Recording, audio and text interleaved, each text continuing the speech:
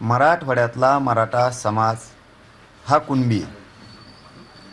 Hyderabad gadget सांगते त्या सरकारी नोंदी आहे. त्याचं रेकॉर्ड आहे. रेकॉर्ड तपासलं जात नाही. ते आधी तपासायला तातडीने तात्काळ सुरुवात करा. ही मुख्यमंत्र्याला आणि गृहमंत्र्यांना मी जाहीरपणानं सांगतोय तुम्हाला याच प्रेसच्या माध्यमातून. आज मी जे मुद्दे तुम्हाला सांगतोय हे अत्यंत सरकारसाठी महत्त्वाचे आहेत, माझ्या समाजासाठी महत्त्वाचे आहेत आणि माझ्या आंदोलनासाठी महत्त्वाचे आहेत. बाकीच्यांसाठी महत्त्वाचे आहेत का नाहीत त्यांच्यासाठी हे मुद्दे काय त्यांच्याशी आम्हाला नाही देणं घेणं.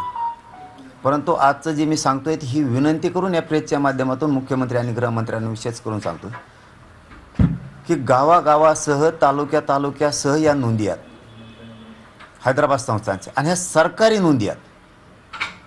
या देशात आणि या राज्यात कोणाच्याही सरकारी नोंदी नाही आहेत तरी त्यांना आरक्षण आहे. मराठ्यांना आरक्षण सरकारी नोंदी आहेत ते देणं या 13 तारखेच्या आत बंधनकारक ही शब्द मी सरकारसाठी वापरतोय. तुम्हाला बंधनकारक आहे. तुम्ही जे खोटं आहे जे बोगस आहे ते दिलं आणि जे सत्य आहे ते दिलं नाही. त्यामुळे तुम्हाला माझी हात जोडून विनंती या प्रेसच्या माध्यमातून आपण खूपच स्पष्टपणानं सरकार म्हणून बोलणं आता गरजेचं आहे. सरकारी नोंदी मराठवाड्यातल्या मराठ्यांच्या ते घेणं गरजेचं आहे.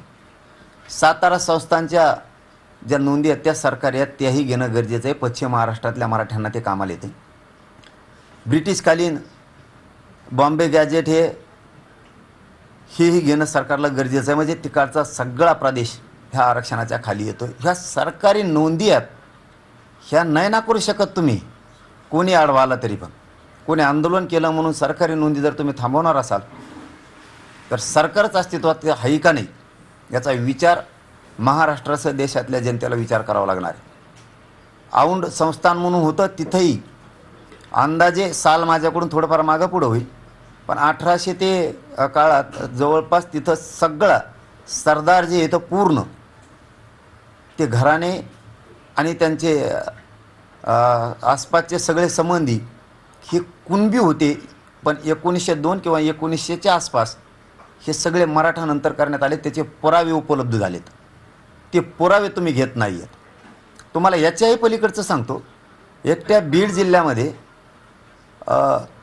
20,000 नोंदी सापडल्यात. त्या 8 दिवसापासून ते 15 दिवसापासून कलेक्टराकडे सांगितलेलं आहे तरीही विनाकारण त्याच्यावरती मार्गदर्शन मागितलं जातं आहे. उर्दू भाषेत बहुतेक जराअत नावानं त्या नोंदी आहेत म्हणजे शेतकरी.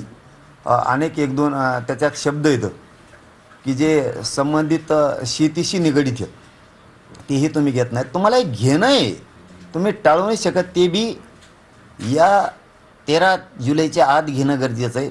पुढं समाज आणि आम्ही ऐकणार नाही आहेत ह्याची मात्र सरकारनं तातडीनं दखल घेणं गरजेचं आहे.